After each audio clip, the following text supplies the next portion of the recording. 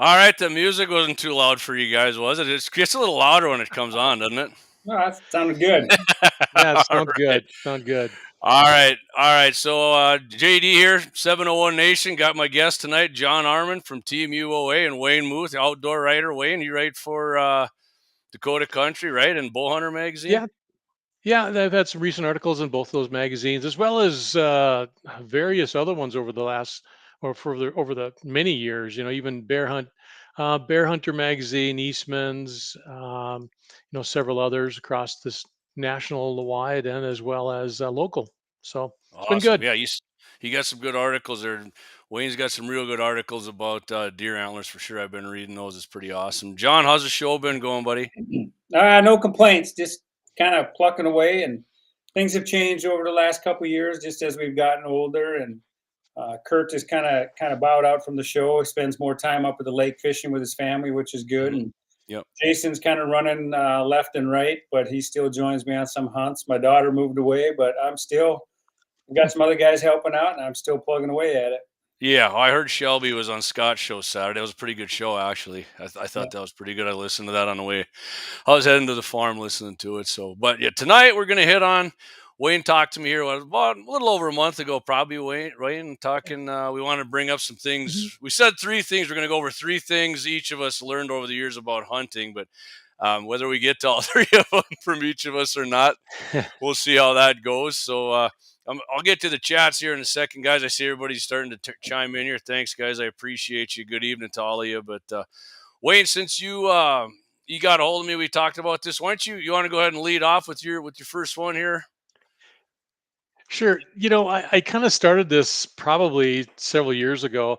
I just started listing what I've learned, and some of the things are pretty not politically correct if you think about it. I mean, Perfect.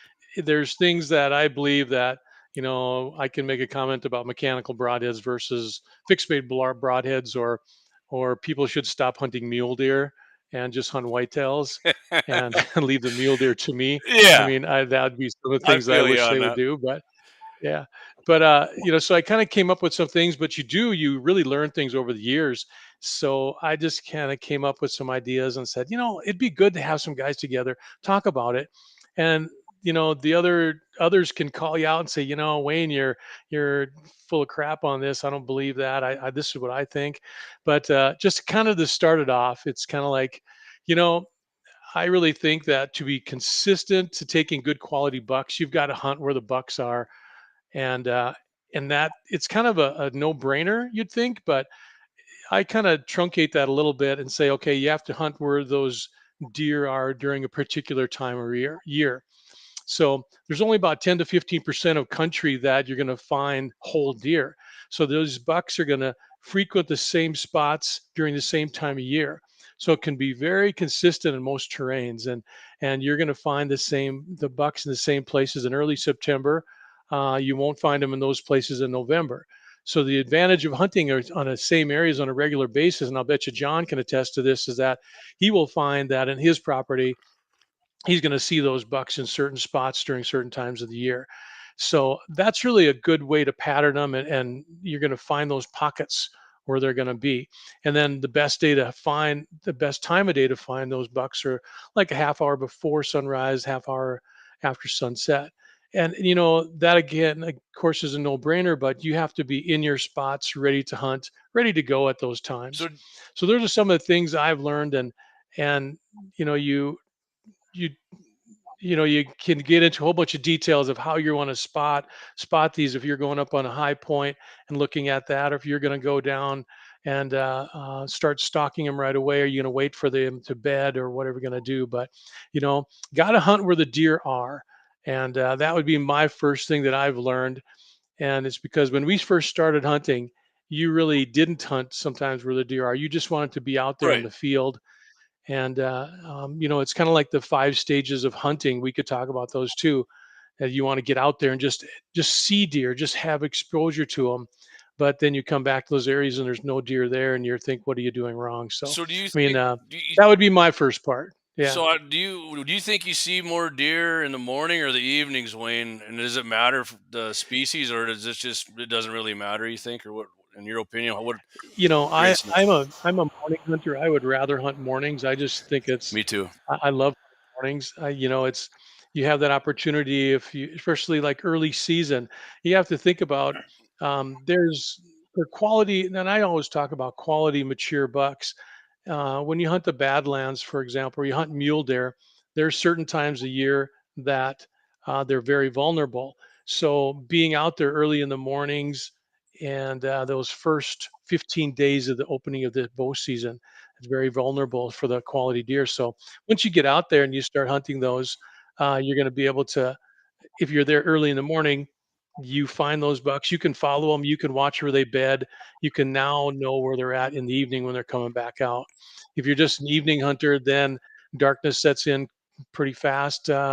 You know, in that last half hour, you got to be right on top of them if you're going to be able to shoot them, Yeah. or you got to come back the next day. So, I've yeah, always I've always found seems the morning hunt's more successful where I'm at. Not that we don't see them in the evening or get them in the evening because we do, but that's the way it is up on our place there. And John, what's it like down at your place?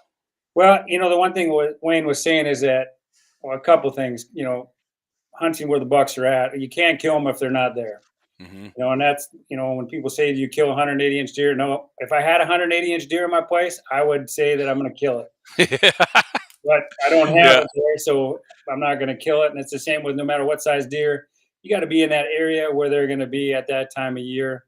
And as far as the morning versus evening, the great thing about morning is you got 10 hours to kill them. In the evening, you got 3 hours, and sometimes they come out right at last light. You always run out of daylight. And the yeah, morning is nice that you have more time. And for us, bow hunting wise, we kill 99.9% of our deer at night or in the evening because we only hunt evenings with our bows. hmm, Just the way our place mhm. is set up for bow hunting, you can't really get in the mornings. Sometimes late season you can because they're coming in later when it's colder. But for the most part, we're only killing them in the evenings.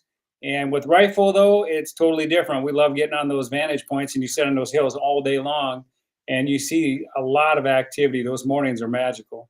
yeah. I like that. Yeah, One thing I like about morning hunts too is I like to gut my deer in the daylight instead of at dark if you got to track one. So yeah.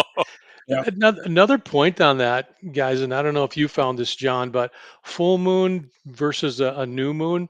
On a full moon, it is better to hunt, and that's what I found. This is during the rut. Now I'm gonna, truncate this to the rut. So when the rut is on and you have a full moon out, what I have found is that you will find less activity in the early morning for bucks, and because they have a tendency to slow down and rest right at dawn, and then let's say 2 o'clock in the afternoon they start picking up for that rutting activity again. So on a full moon, the later in the afternoon is usually better, and then whereas a new moon, they're usually breeding more during that early morning hours and into the daytime, into the noontime area. Then they rest in the afternoon, and they breed more at night during that time. So I mean, it's new moons. I hunt more in the mornings, and you find more deer in the mornings. Full moons, it's more in the afternoons. So that's good info. I should. Yeah, I actually never did that before. I should. I'm gonna have to try that actually.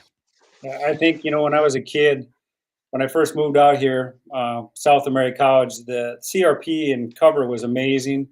And the amount of deer coming up from the river bottoms, it was insane. And I would keep a diary every day. And I always said I wasn't scientific enough to figure it completely out because I sometimes don't think past my nose.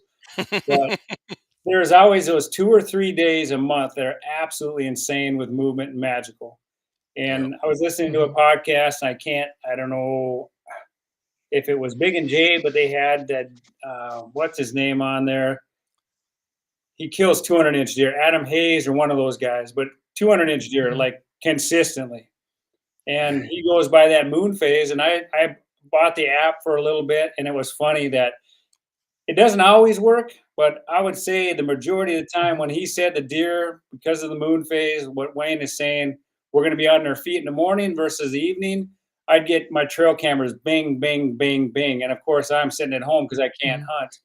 And because it's during the week. But I would say that moon phase is huge. If I had a chance to set up a hunt, I would set it up around the moon phase. If I only had a certain amount of time and I had to take it off, much rather hunt certain phases of the moon. And like I said, I think it could be instrumental in killing your deer. Well, Yeah. I'm gonna definitely give it a go in bow season this year because I'm not gonna put in for a rifle tag this year because I know a lot of people who hunt on our land, our family and friends, they're gonna get drawn this year, and even if I would get drawn, I just think there's too many people rifle hunting out there. So I'm gonna give Hey, it a Yeah. go with the bow. executive decision, man. Yeah, right, right. I know some of my buddies are like, Yeah. Sorry, really? Yeah. sorry, Healy. I got drawn again. Yeah. Healy's gonna be one who's probably gonna get drawn, but Healy holds Yeah. the he has a record for the biggest mule deer buck on our property I points wise. remember that. It was Hmm. almost beat this year, but my buddy didn't get quite the shot, and a big one got away. I don't know if I ever showed you that video, John, but I Huh. never did post it. I'll have to show you sometime. But Yeah, The cool. big ones always get yeah, away, yeah, it would have Jamie. Yeah, big ones been always get probably away. about a 190 actually. It would have been Really. nobody. And I told the people around that area what happened. I said, "You guys find the antlers. I mean, whatever. You can get Hmm. yourself a carcass tag or whatever you got to get and keep it. You don't have to." But nobody's found it yet. I even asked last Yeah. weekend, anybody found it? Nope. And our neighbor, he's a huge bow hunter and scout, and yeah, he's sniffing around, but he's never found it either. So who Mm. knows? I think it went into We some thought. CRP in the tall grass. That's my opinion. I think he did and died in there. And if he went in there, you were never going to find it last year, as tall as that grass Sure. was. So Yeah. What John was saying about the moon phases too. The guys that are elk hunters out there, you can also use that, and that's really it. Really can make or break a hunt for elk hunting because when I lived in Montana, we would not go out or try to avoid that full moon during the times when you want to bugle them because they bugle all night. They're moving all night. And in the mornings they settle down. In the afternoons is better, of course, but and that's what we've recognized too with the bull elk. We call in. My buddy Kevin and I went out the first few days. We had this full moon, and man, we'd be hiking in the morning. Those bulls would be bugling, screaming. They'd be screaming all night. We were hearing them in the tent, and get out there, and you couldn't get them to talk. And then all of a sudden, in the evenings, we started pulling in bulls again. But it was that evening on, so that was really a set an example of where those animals will be and what their activity is in the moon phases. It really makes a difference. It's like, I worked in healthcare, and John's wife can maybe attest to this too. During the full moon, all the nut cases come out. So, you know, I'm a school they teacher, always buddy, end and up I in can the tell you ER. exactly when the full moon is. There you Because our kids go off their rockers, and anytime there's a change in the pressure, it's insane. A guy Yeah. could do a heck of a study as a school teacher on what kind of day you're going to have because of the weather or the moon. that's crazy. Yeah. Well, I tell you what, I'm going to hit some comments here, and John, you're next up on deck here, so we'll get to these comments, and we'll hit yours, and we'll go from there. So Brian Warner, evening, Brian. Brian's always listening. In fact, had Brian and his dad on the last show talking sausage making. You missed that one? Get on iHeart and check that out. It was a great show. Josh Patterson, what's up, buddy? Brandon George, he's on. What's up, Brandon? One shot cap. Howdy, 701 Nation. Lynette, she said, "Hey guys, I'm not sure if the Florida group is here, but she's watching this great podcast. Appreciate that." Lynette, her husband's actually down with Clay and some guys in Florida. They're on a big hog hunt down there with the Rax Adventure team. And let's see, yeah, Brandon, he loves hunting mornings. Unfortunately, most of his go in the Mhm. afternoon. Yeah, he said he saw the video too. It was actually Brandon's dad. He said that thing was a monster. It was actually. So we got a former full-time bartender. I had the full moon phase down. So Brandon said that. So Hey, what's Brandon's dad's name? Yeah. Travis George. Okay, Brandon, I'll just let you know I used to play hockey with your dad. There you go. Yeah, I think Trav might actually finally retired this year from playing league hockey, but Oh, he wow. had but he lost a bunch of weight. He had a little heart surgery going. He's doing pretty good now. He actually kept up real good. He struggled a few years there keeping up with us stalking deer and during deer season, but this year, man, he was taking lead on a lot of stocks. So it Well, was great. that's awesome. All right, John, Yeah. why don't you hit us up with one of the things you learned here over the years of hunting, and you've got a lot more years than it on me. Not just because you're Yeah, older, but one thing you're I've just learned is I'm not as good as I think I am. I've learned that one myself too. It'll humble you, right? I've That's learned over the yeah, I think we've years. all got that one. yeah, and mine's a little bit more not like it's so technical or anything like that. It's just that I've learned that it truly the kill doesn't make the hunt. The older I get, the more I just enjoy. Mhm. I was talking to someone the other day, and it's like honestly, you get out there, and whether you're helping a first time hunter or whatever, and with filming, I've really learned to appreciate it because over the years, you give up half of your tags basically to Yeah. film your buddy. But I had just as much fun if Kurt killed something or Jason or my daughter. You get just as excited being there, just being a part of it, just being out there is super enjoyable. And I think that everybody goes through, like Wayne was talking about, the stages of being a hunter. And you almost wish that you could get there, show people a little glimpse down the road so they're not so intense Mhm. and freaking out all the time because it really has like almost zero to do with the kill later on. Hmm. Yeah, I actually the 5 stages of the hunter. One of the last live streams I did for guns in the 701 was it. Well, it was that, and I agree with you. When the guy's younger, you just want to get that kill, and or if you're bird hunting, you want to be the first guy to get your limit. And you want to get, and if you're deer hunting, you want to get the biggest buck or whatever. And I'm definitely, I mean, my buddies who hunt with me can attest to that. Travis Healy, and some Travis's boys and my uncle. I mean, I'm not. I like to get a big one, but you know what? I love it when them guys get one. It gets me just. I'd say anymore. I get just as jacked for them getting one as when Healy got that big one a few years ago. John, I was so damn excited when I seen that thing. I pulled out my mule to help him and seen it, and I can't say what I mean. I could say it, but I'm not gonna. When I seen the dang thing, and yeah, that's awesome. I love that. I definitely love that kind of stuff. No, some people don't get Yeah. it, but you're definitely right on that. I definitely have learned that lesson over the years Right. And myself. and that's always I've always been amazed at guys that are solo hunters. I personally do not I don't understand it. I love to hunt. I mean, my passion for hunting is there's it's next to the top guys. I just love to do it. But I like to share it with someone. I feel it's fun to go out Mhm. there by myself, and I've done a few over the years. Where I shot my a buck 2 years ago in that deep snow by myself, and honestly, it was anticlimactic. There was no celebration afterwards.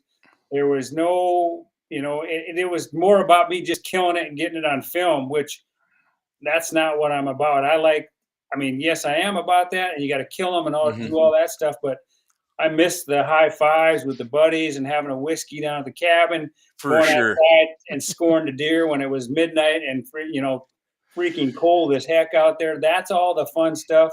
Waking up with a little bit of a headache and then going out and looking at them again. I came back to the cabin. Levi was nice enough to come down, take pictures. We had a beer, and then I went home. And it was like, yeah, I always say the two biggest, my muley and my whitetail, those are definitely my not my most enjoyable.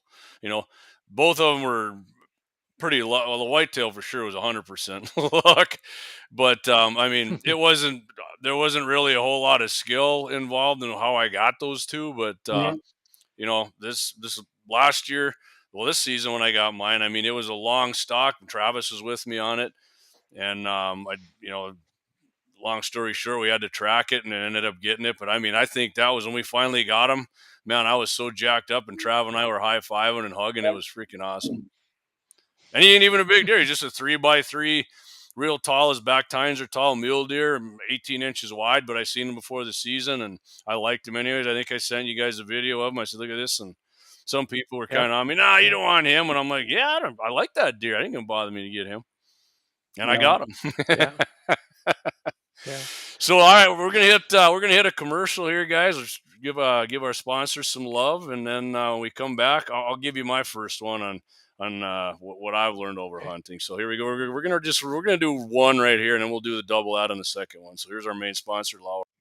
Auto Repair, located at 309 South Washington Street in Bismarck, North Dakota. Give them a call at 701-258-6308. The team of mechanics at Lauer Auto can take care of any problem your vehicle is having. And when you do business with Lauer, you can be assured you're doing business with a pro Second Amendment America First repair shop. There are plenty of other auto repair shops in the Bismarck-Mandan area. But why take a chance at patronizing a shop that might not have your beliefs at heart? Make no mistake. Make no mistake. Lauer Auto is your pro Second Amendment repair shop. When you talk to the guys at Lauer Auto, don't forget to tell them that you heard they are a sponsor of Guns and the 701 and that you appreciate their support of our pro Second Amendment, pro North Dakota live stream and podcast. That's Lauer Auto Repair, 701-258-6308.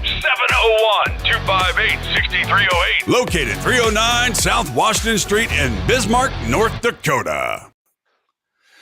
Right on. Thanks, Lauer Auto. First one got on board with us, and he's still here. Doug and the boys down there. And if you go down get your vehicle repaired or an oil change or anything, make sure you tell them you heard it on Guns in the 701 or 701 Nation, because, hey, that helps out when they know you're listening. So I told you, Jamie, that those guys, Keith and I forget the other gentleman, my vehicles were in there, my truck, my GMC back when I was a kid, they did all the work on our family's vehicles there.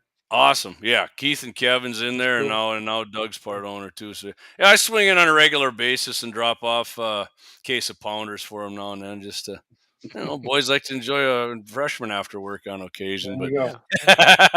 well, okay, I'll hit a few more comments here, then I'll hit my thing. Lynette K says full moon is incredibly disruptive for dementia people, which she works with a lot of older people like that, like in-home care and that. Interesting. Josh Patterson says, now that my boy hunts, I get more excited for him to get a deer or a bird than I do myself. Absolutely, John. Hey, there we go. Corey Merriman down from Florida. Hog Crew says hi. Hey, guys, good luck down there. I seen they're getting a few of them. And all right, and Lynette, awesome. She loves it. So all right, let's hit it here. I'm not as deep a thinker as you guys. Jamie, hang on. What's that, Wayne? 1 second, Jamie. Yeah. Jamie, I just want to go for it. comment on John's real quick, okay? Okay, yeah, go for I it. think he had my third one he had taken. So I totally agree that is the older we get, the more we want to share it with others. And I think the older we get, we remain calm when drawing down on an animal, and when that greater excitement comes later. And it's just really fun to share. And I have 3 daughters-in-law right now, and 2 of them we've taken out and killed animals. My longest daughter-in-law that we've had, Kayla, she loves it out there. She's killed a nice muley buck, and she's killed some does and whatnot, and she just wants to get back out there. And I've got one more of my daughter-in-laws that I got to get out to get a kill yet, and we'll see if we can get her there. But awesome. and a good example of sharing that is we were out antelope hunting down south. 2 of my sons had tags, and I didn't have a tag. I was just carrying my bow tag, and I saw some bucks in this rolling prairie hills way down south. And I said, hey, let's see how close we can get to these, because there was one buck in the bunch that I'd probably shoot. He's a big 3-pointer. And I got them all within 75 yards of these deer bedded down. And then I went the last 35 yards and I shot the biggest one out of the bunch. And to have them all there with that was just so much fun. I could see where John really gets excited having a cameraman and everybody else with when you're doing that. And having the others to help out spot things is really good too. Of course, when you're getting that close, you have to be that much more careful because you're making twice or 3 or 4 times as much noise. So that takes a little bit too. But yeah, great comment, John. I totally agree. Yeah, that's it's fun. I love my kid. My youngest is getting hunter safety here. Actually, John, she's taking it with Healy's youngest boy, and we're hoping they get out this youth season and get harvest that doe, right? All right. Yeah. So I got some nice 223 rounds loaded up for him, some deer rounds. So we're gonna keep it in 150 yards and in. So, and I told them though, if they're gonna do it, you got to practice. You ain't just gonna get it and go out there and hit one in the gut or the rear end or something. I want a good shot. They need to know that you want to take that animal as fast and clean as you can, which leads right into one thing I've learned about hunting right here. It's you see a lot of things, or you hear a lot of people tell you, I got 20 round box of ammo, and I've used it 10 years, and there's only 10 rounds gone because I got 10 deer. I'm not saying that isn't true for some people, but for the most part, the one shot, one kill thing over the years I've learned, totally not realistic. And I've seen some shows, not yours, John, but I'm saying I've seen some hunting shows, and I seen where the bullet went in, and I'm like, I know you guys had to go up and finish that thing off, you know.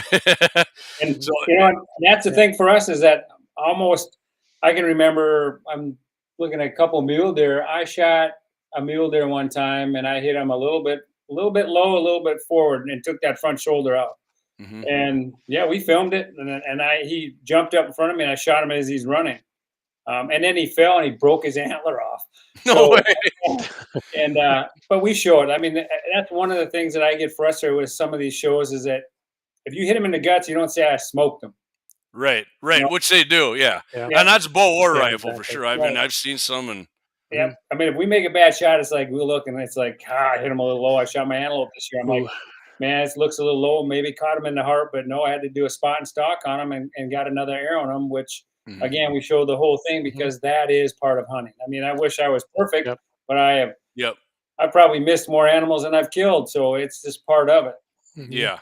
Yeah. Yeah, when I got back into deer hunting, I said, I've never missed a deer I've killed. Well, guess what? I got I got humbled on that. I mean, the first year or two I didn't, but yeah, since then, and I've been back into it about 15, 16 years, and yeah, I've missed some.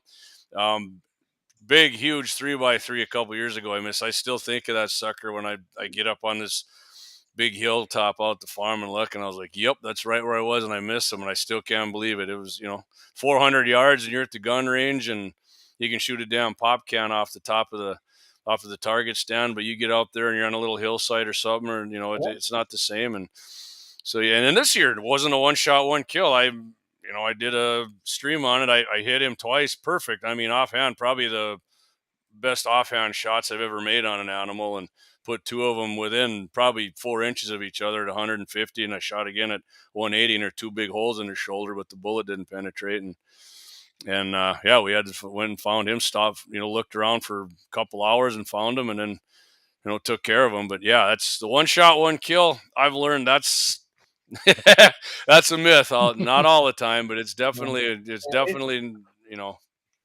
not true all the time. So No. all right, Wayne, Yeah. let's get back to you, buddy. Let's get to round two here. What do you got for us? Um, let's see. This is one that my wife will like because if your wife is your best friend, she can also be your best hunting partner. And I really truly believe that. Judy, my wife Judy, she loves to get out there and hunt. And she shot a lot of good mule deer, and she's really a good hunter. So when we get out there, as John mentioned, there is a negative for solo hunting because you only have yourself to rely on. Of course, you can make all the mistakes and you only have yourself to blame. Where if I'm hunting with my wife, I can always blame her for something, right? Yeah. But four eyes are better than two, and two heads are better than one, especially if it's your wife. And I'm just making brownie points, by the way. So, Perfect. You're doing great. but I mean, a great. She's not always right, though. I mean, so we were hunting once in a spot where my son had killed this 160 plus muley the few years before, and we actually had gone on there coyote hunting, and I was calling coyotes, and I bumped these three nice bucks out of this big ravine, and we were quite a ways back in there. So I thought, the next day we hiked all the way back in there with my bow and get up in there, and I found these bucks again. And we're sitting up on top glassing them, and they're in a spot that I know. I told Judy, I said, if I back out of here, we back out of here, we go all the way around, we can get in on, the wind is right. We're going to have a great spot to stalk in on, probably get a good shot. She goes, no, I think we should stay here. I think they're going to move up this straw. And I'm going, I don't know. I don't think so. And so she convinced me. We stayed there. 20 minutes later, this little front comes over, blows even harder, swirls the wind. These bucks get a wind of us, and they blew out of that canyon so fast. And it's like, here goes this 170 plus buck just running over the hill. And I could have had, and he ran right by where my stock would have been, and I would have been coming in from that angle. It'd have been perfect.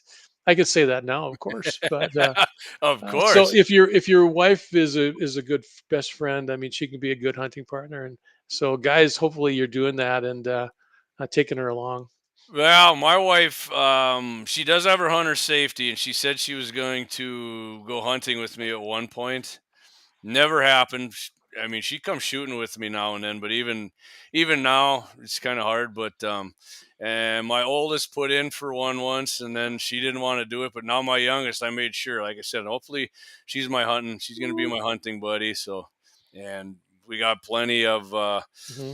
we got plenty other people to help her out hunting. So yeah, it's Yeah, you know, yeah. I If your took my wife's wife not and the hunting one kids get time. it, one what's that, time. John? I took my wife hunting one time. Never went again. I'm guessing that didn't go so well. Yeah, Then. you know, it was funny because she worked for a doctor and he had a buffalo ranch and he wanted us to come and film a buffalo hunt in the worst way. And I just told him, I said, yeah, I'm not really into shooting a buffalo.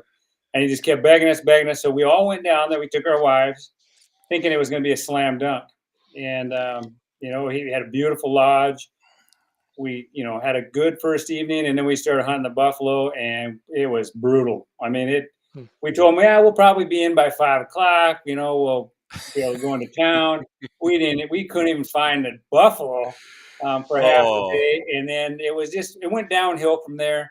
I'm not going to say which one of my cohorts ended up drinking too much and got sick. Um, and Somebody else does that. yeah, so it was just a kind of a bad experience, and I don't think she talked to me all the way home. And right then, we just decided that we both have our separate lives, and we will have one together, but they're not going to be together hunting. Yep. Which, in my experience, that's the way it goes with even my grandparents on my mom's side. They hunted. I mean, ever since I can even remember, they hunted deer and antelope together, and Mhm. yeah, I mean, they got along great. But they still sometimes they come back from hunting and they weren't talking. Yeah, Something happened, and I honestly, it's like my daughter hunts with her boyfriend all the time. It's nonstop, and I'm the guy that, like I said, I love my wife, you know, more than life itself. But we have learned that I have this life over here, she's got this life over yep, here, and we have this together.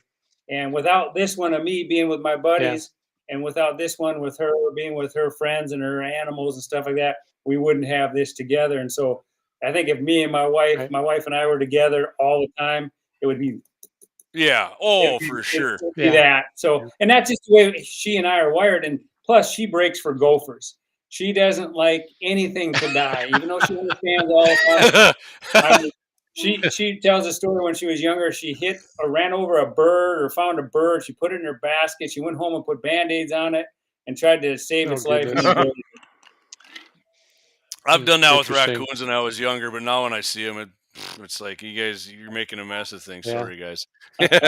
Yeah. But But I also do I do a lot of solo hunting too. So maybe well, that's the transition when I hunted with, like I said, one some guys person too love it. I much, said, and I even told Shelby and Connor, I told my daughter, I said, as much as you love hunting with him, you need to let him go with the boys too. yeah, Mhm. well, when you're younger, you do a lot of stuff that you normally wouldn't do. You tolerate it, and not Yeah, that they're doing, but I'm saying, when you were younger and you didn't have kids, the wife yeah, was a little more apt to try and do yeah. something that she normally wouldn't, which happened. But yeah, I agree with you guys there on that. Let me catch up on some of these comments here. Brandon says nothing worse than gut shot deer. Yeah, you can hear when that gut shot too. It's just that whoop. It's not a good Mhm. splat. It's just that. Now you guys know the noise. It sucks, right? I wouldn't know anything about that noise. John only knows what it sounds like when that heart gets I just blown in hear half. whack. That means I Whack. got it. Yep, it is crumpled up, What? right? Troy Howard's listen. Hey, Troy, appreciate it. My mom says, great guest. Paula Odegaard, great guest. Brian Warner, if my wife didn't enjoy hunting, I'm sure I wouldn't hunt. Really? And Mama Joe got herself a nice mule deer this year, too. Plus, she's a better shot than me, he said. So, Mhm. I just heard I just read where that I think women are like, the increase is like 45%. So the women are really, um, there's a lot of young women and women coming into the hunting field, which is nice Yep. to see. Right. Yeah. And like women, women gun owners is way up too. So yeah. And women are supposed to be, supposedly, I heard this a long time ago, that women are better shots than men because of their heart rates. Their ejection fraction is less than ours, and there's less pulses that we get when we shoot, apparently, and they're supposed to be more accurate or something. So it's been a long time since I heard it, but I heard something in that regard.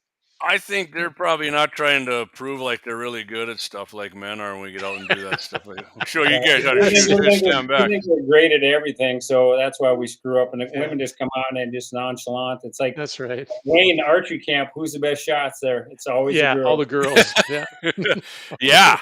Yeah, women, man. I mean, I've had like some of my buddies bring their better halves out of their wives shooting, and some of them never even shot before. So and they shoot lights out, and they kind of embarrass their husbands or their boyfriends. And I'm just like, hey man, I've seen it happen before. Don't feel too bad about it, Because I think, like I said, I don't think they're just like, eh. And then most of them got pretty jacked up about it and liked it. To be honest, I even had one of my buddies, his wife's huge liberal, and I could see she was looking sideways at the AR, And I just loaded it up. Said, here, just go over here and dump it, and just meg dump it into the creek. Why? And I said, just do it. And then she was done, and she looked over, and I go, you see that smile? That's why you do it. Yeah. And then precision shooting, no, too. She was shooting nice. I mean, I could put a little target out there, like I said, a pop can or something at 300. And she was drilling it, so it was awesome. And she admitted she liked it, and she was very hesitant, but she was awesome. So women can, I agree with Good that. shots.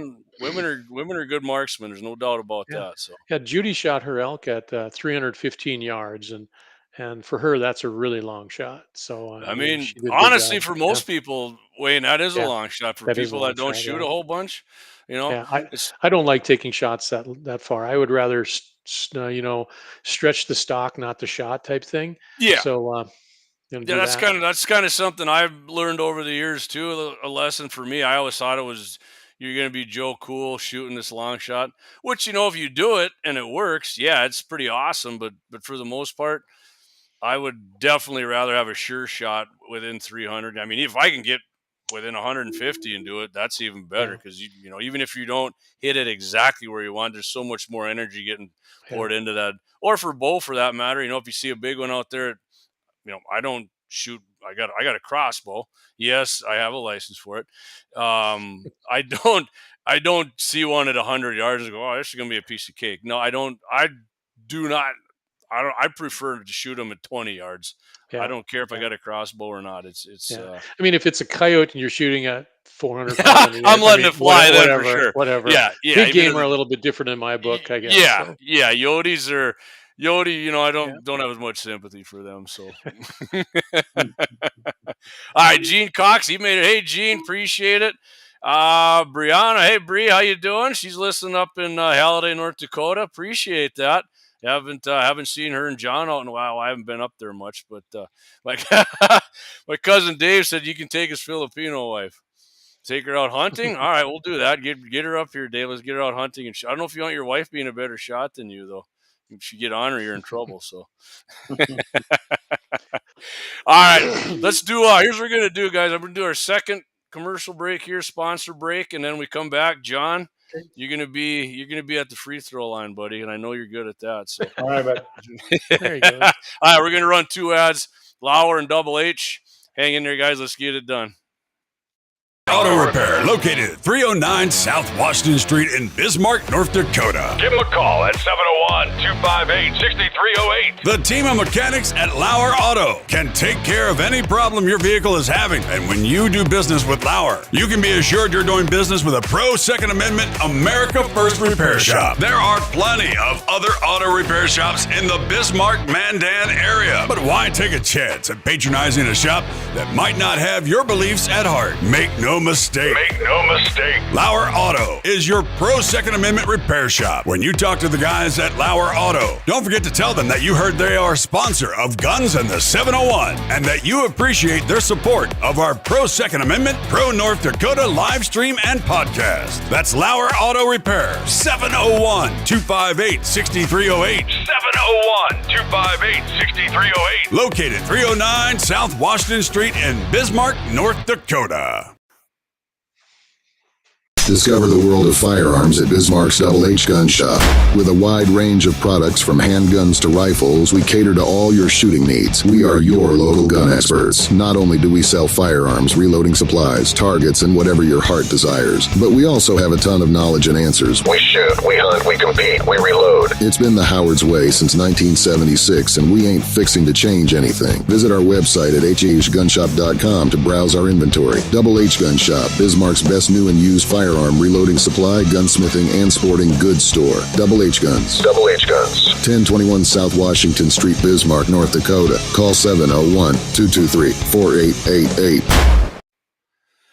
Right on. Appreciate our sponsors. Like I said, get in there and let them know you heard them on Guns in the 701 or 701 Nation, or you might have heard them Friday on 550 with Todd Mitchell in the morning. They're on there every Friday. But just down talking to Daryl the other day, tons of inventory, a lot of reloading stuff. He's got a bunch. He went on a used gun buying trip. And if you like some older guns there with the nice wood stocks, and Daryl's into a little more classic stuff. He's not much of an AR guy, and I don't know. The older I get, I'm kind of getting back more into the bolt actions, to be honest with you guys too. I like all guns. I mean, if somebody got a muzzle loader and I see it, I'm like, man, I'd like to take a crack with that thing. So, anyways, appreciate our sponsors. Yeah. You guys get out there, and we'd appreciate you patronizing them too. So, all right, John. So you're up. Let's hear what you got. Your number two, what you've learned here over the years of hunting. I guess over the years, I've been a firm believer that the more time you spend in the field, the more time you spend scouting, the better opportunities or your luck that you'll create. A lot of guys, and I say it all the time, better to be lucky than good, but a lot of that luck comes from the time you spend in the field. I remember years ago reading a magazine, Miles Keller said if he had 10 days to hunt, he would scout 6 of them.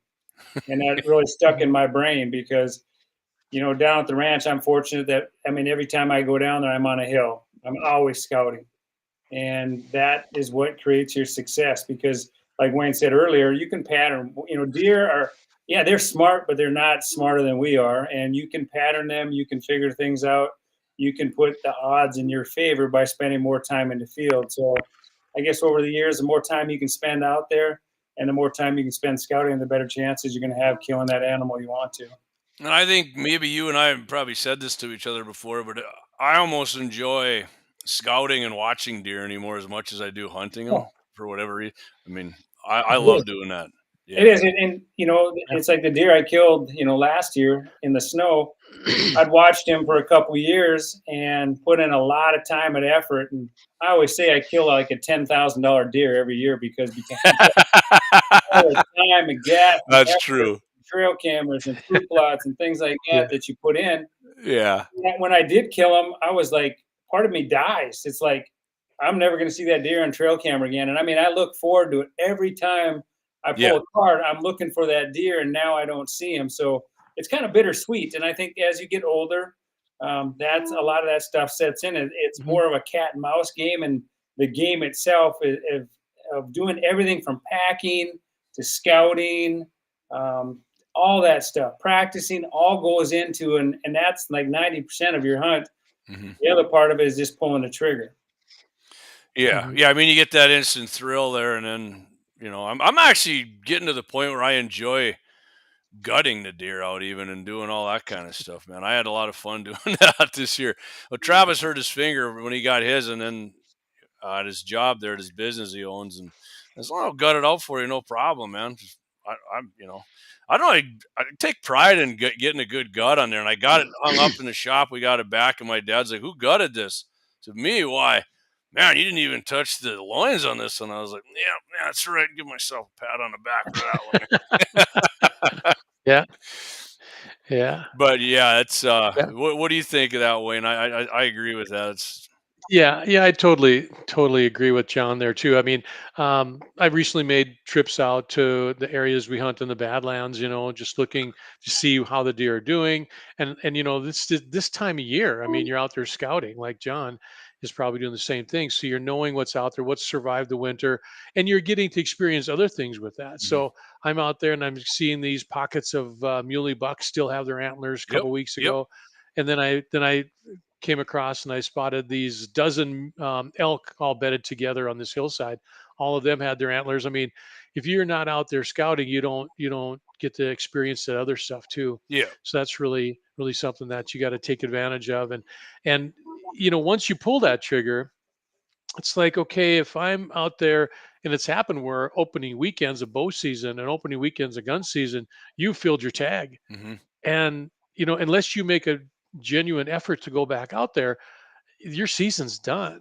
And it's kind of like emptiness in your gut if you think about it, I agree. because you don't go back out there unless you have to, and then those cases where you're helping somebody else, then that makes it fun too again. But yeah, Which you're making your own success. Really is what you're doing. that kind of leads into what my next one was.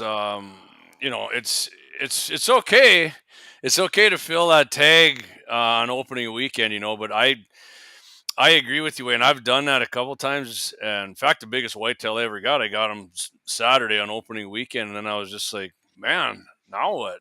My friends are still out and Mhm. had tags, but it knocks the wind out of you. But I mean, when you see a big one, a lot of people be like, nah, something bigger will come along. But like John was saying with his scouting, John, if you're scouting, yeah, there's a chance there's always something that shows up that you never seen, right? But if you're scouting and let's just say a 170-inch mule deer shows up and you're like, I've been scouting all summer and all fall, and there ain't nothing bigger than this guy out here. I'm gonna take this one. Yeah, maybe Yeah, yeah, somebody comes, a deer comes rolling through from somewhere that got pushed from way up north of our place or something. But that wouldn't bother me one bit. And if I shoot a nice one opening weekend and fill my tag, I'm not. Because everybody else right, said, "Don't do it, don't do it, don't do it opening weekend." That doesn't bother me, other than the fact, Wayne, yeah, that yeah, I can't kill. My killing's over, but right, doesn't bother yeah. me. But bringing up during the break, my wife popped her head in here and she said, "Yeah, you could have brought up a better example than I used. That she goofed me up on some deer. Actually, she um, we were out elk hunting when she had her elk tag, and a prime example of shooting a deer early. That's early in September, and we were glassing for elk in these drainages, and I started watching this one muley buck that came out. I'm watching him and watching him, and Judy's watching him. She goes, he's really nice. You should go after him. I said, we'll look for your elk. She goes, no, you go after him. Don't worry about my elk. So then I went down, I pulled a sneak, got within 30 yards, and shot this nice 4x4 velvet buck. But so my season was over Hmm. right there, but of course I had other things to do with her elk tag, so that was good. But yeah, so two birds with one stone there. Yeah, I shot my my deer early, and she helped me get that. She coaxed me into doing that, so I got to give her kudos for that. But yeah, your season's done when you do fill Yep, that tag, that's for yep, sure. yeah.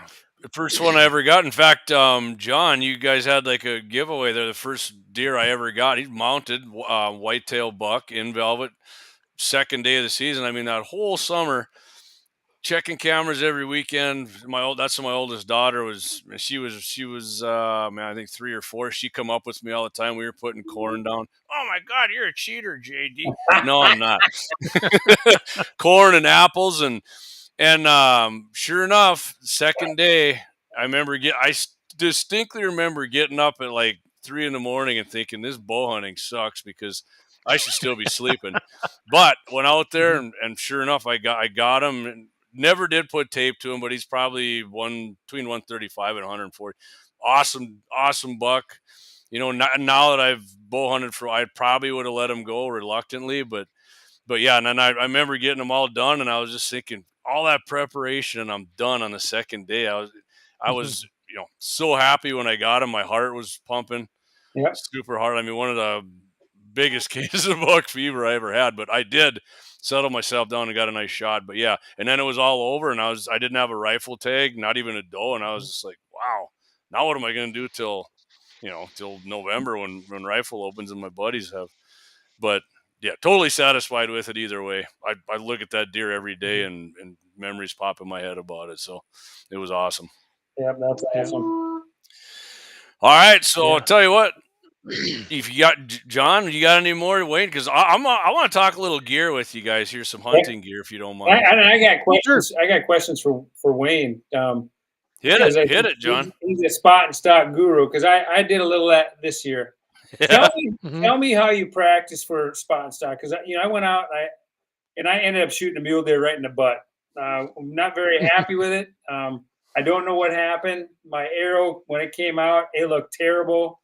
And it wasn't breezy. I don't know what happened. When I saw my arrow flying, I'm like, something happened, because I'm not the world's greatest shot, but I'm not a bad shot.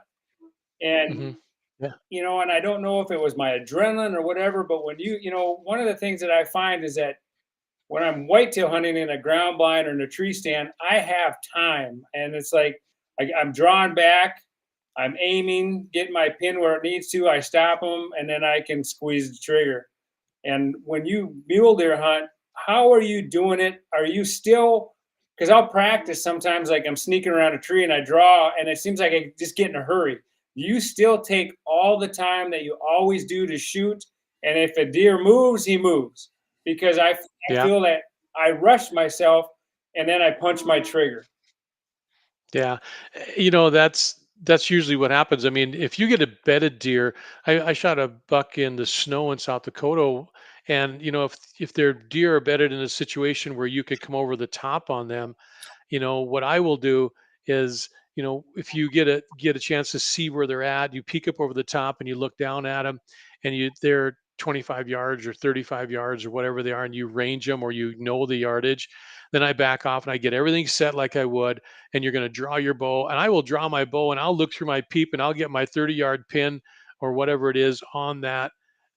It's already set. As I come over the top, then I will settle on that, and you get that pin on, so that you're not coming over the top and drawing on the animal. You're drawing and coming over the top. Then that's a prime scenario if you can do it. Many times I've been crawling through the grasses, and you get in the grasses, and you're getting close. I shot a buck way down south. There's 4 bucks all feeding on this hillside. And one of my things that I have always said to people is, don't wait for your buck to bed before making your stock, because these bucks may be thought that you can't get at them. So if you can have a scenario where you can get on their feeding lanes or something and get in front, well, that's what I did with these. They're 4 bucks together. You're crawling up in the grass, you're getting everything set there. Again, you may peek up and range a little bit, and see if you can get a range. And if you can't get a range, be able to judge distances without a rangefinder is really critical as well. But and Agreed. then and then going back down and drawing your bow really low, getting things set just like that, and raising up and trying to do that. And for the most often, you could probably get it done, especially if you watch the animals and make sure that they're facing away, or content doing something like feeding. Um, I shot an antelope at 40 yards when I snuck into him, and I did the same thing. And he didn't know that I was there until I came up with my bow, and my pin was already on him, and he looked up at me, and it frontal shot, and I hit him about an inch too high, hit him right in the spine, and it dropped him right there. But it was like, drawing before you're exposing yourself is really the key, if you can get it done. So, and not always, it doesn't, you don't always have that opportunity. Yeah, and I what I learned, it's not what I learned in my short time mule deer hunting. It's not hard getting within distance to shoot them. It's really hard getting the shot. Yeah, it is. They all, and I was hunting them in October, so they weren't bedding out in the open, and they were bedding in the brush. And so when they would stand up, there would be vitals covered, everything covered. Yeah. So I learned a lot. I had fun. I really enjoyed it. I'm hoping to get after it again. And I honestly could care less if I shoot a 130-inch mule deer or a spike. I don't care. It was enjoyable, and it's something that I haven't done. Or I just, like I said, just get out there and have fun doing it. That's a good analogy, John, because I've actually found that I enjoy spot and stock mule deer. I don't have a whole lot of patience, and that's probably why I don't well, we got some whitetails coming back this year. I might learn patience, but but yeah, those suckers, it is hard. You can, like you said, you can get close, but getting a good shot on them. Then the one I got on the spot and stock, he wasn't the one I was initially trying to get, but then this other guy stood up, and I was like, yeah, you're gonna get it, buddy. And but yeah, before that, I was doing it for, man, I took like 5 days off and went, and I don't know how many stocks I couldn't get a shot on the suckers. Like you said, they were in the buffalo berries or something. Yeah, I could see the huge antlers, and I'm like, would you please stand up and give me a, what do they always say? Present me a shot. You know? Yeah, and what I found is that because you're doing, it's kind of like hunting antelope with a rifle. You get to do it all day long. And bow hunting, most of the time you're just doing it in the morning or in the evening, and then you kill time. And it's nice to be able to go after them all day and get out and stretch your legs. And agree. I learned a lot, and like I said, it was definitely something different. It was different controlling my adrenaline when I was spotting and stalking versus when I'm sitting in a blind. Yep. Yeah. So the guys here, we And you got always have to, chats here. Hang on, Wayne. I'll let you up here in 1 second, buddy. Brianna said they're doing good. Good. Appreciate that, Brianna. Guns in the 701 down there in Florida. Said lots of hogs dropped this week. Successful year and tons of fun. which Yeah. it is. Gene Cox, it takes a lot of practice. It takes lots of practice and behind the scenes work to become extremely lucky. That's true, Gene. That is true. That is true. Yeah. 'Cause Yeah. my brother-in-law said Yeah. that when I got my buck, he's like, I've been bow hunting for how many years, and I ain't got, he goes out on his first weekend and gets one. And I'm like, yeah, I was up here every freaking weekend preparing for this crap. And there was definitely some luck involved. So, I mean, yeah, you can make your own luck a little bit, like Gene's kind of saying there. Right. And John, I think you could attest to this too. You always have to be ready, whether you're spot and stock, whether you're sitting in a tree stand. You always have to be ready because you don't know when something's going to happen. A deer shows Oh, up out of your corner of your eye in the tree stand, or all of a sudden you're crawling up on something and a buck you notice is 20 yards away. But I have a question for you, John. When you, and you too, Jamie, when you guys are out looking at mule deer, have you found that bachelor bucks are commonly and very commonly found in numbers of 4? Yeah, I have actually. Now that you say that, When we look at this, I tell you, if you really start thinking about it, if I see a bunch of deer, some group of deer like a mile away, and you're like, hey, there's 4 white butts over there, I would bet 90% of the time, 80% of the time, that those are 4 bucks together, because it seems like bucks run in numbers of 4 for some reason. yeah. And I don't know why, but that's kind of the cherry number that I've found. So when I'm seeing groups of 4s someplace and they're at a distance, I kind of will make an attempt to see closer what they are, because it's usually bucks in those bunches. And I don't know what other people think, but that's just something I found too. But Yeah, kind of like I said, interesting. I have. I don't know about you, John. What do you see on that? I haven't paid that close of attention. I know this last weekend I saw 7 bucks together, and they all had their antlers. Yeah. With done- one, and it could have been a small spike or one doe, Mhm. but again, late season and stuff like that. And I'd have to look back in video because I had a couple late season hunts with a young man that's helping me film, and it was pretty exciting for a kid I think he's killed a doe with his bow. But we sat in some soybean fields, and it was December, but it just wasn't, we weren't cold. We just needed that cold weather. But we had probably 50 deer, which I was surprised. We had probably half mule deer, and there's 3 or 4 bucks that were in the field, and a couple pretty nice. I mean, when I say pretty nice, they were cull bucks. They were one that just was straight up in the air that's not going to mount another one with no, he had crab claws. Deer that I would let, no matter what age this kid shoot, just because they're not up and comers. And I'd have to look back and see if there was 4 or more. And then the cool thing was we had a group of elk. We have elk on our place this year, and they've stayed all year, which is really exciting to see. But it's absolutely terrible on the pocketbook as far as trail cameras. Anything you put out, they wreck.